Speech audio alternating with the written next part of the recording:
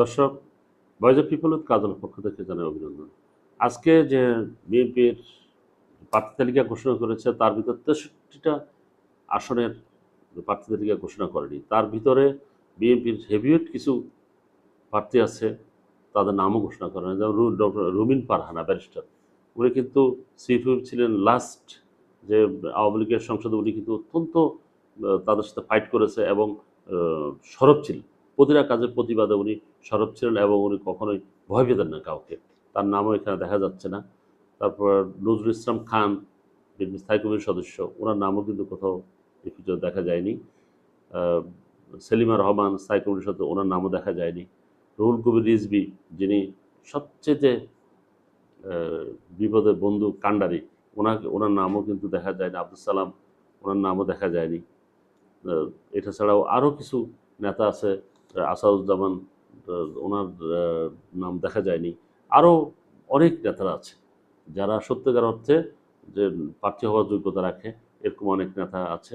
কিন্তু এখানে এক বিশেষ করে এক পরিবার থেকে দুইজনকে দেয়া যাবে না, এরকম একটা শর্তের কারণে ঢাকা ৯, যেটা মির্জা আব্বাস ঢাকা ৮-এ হয়েছেন, আর ঢাকা ৯ ছিলেন আফরোজ আব্বাস, যিনি মহিলা দলের সভাপতি, উনি বর্তমানে আছেন।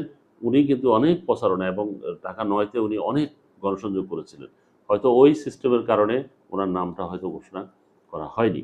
ঢাকা ৯-তে এখন কি এখনো খালি রেখেছে, এটা কি বিশেষ করে এনসিপির যে সভাপতি নাহিদ ইসলাম, ওনার বাড়িও কিন্তু উনি স্থায়ী বাসিন্দা ঢাকা ৯-এর।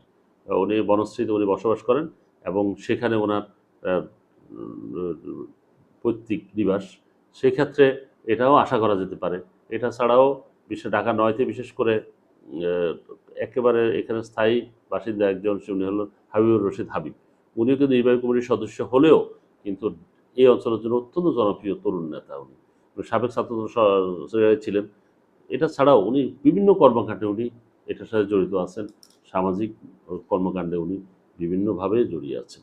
যার পরিপ্রেক্ষিতে এইরকম কয়েকজনের নাম শোনা যাচ্ছে। এখন কাকে দেয়, এখন এটা সামনে দেখা যাবে।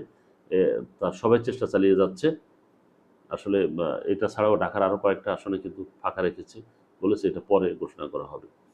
দর্শক, দেখা যাক পরবর্তীতে চূড়ান্ত তালিকায় কার কার নাম আসে। ভালো থাকবেন। আল্লাহ হাফিজ।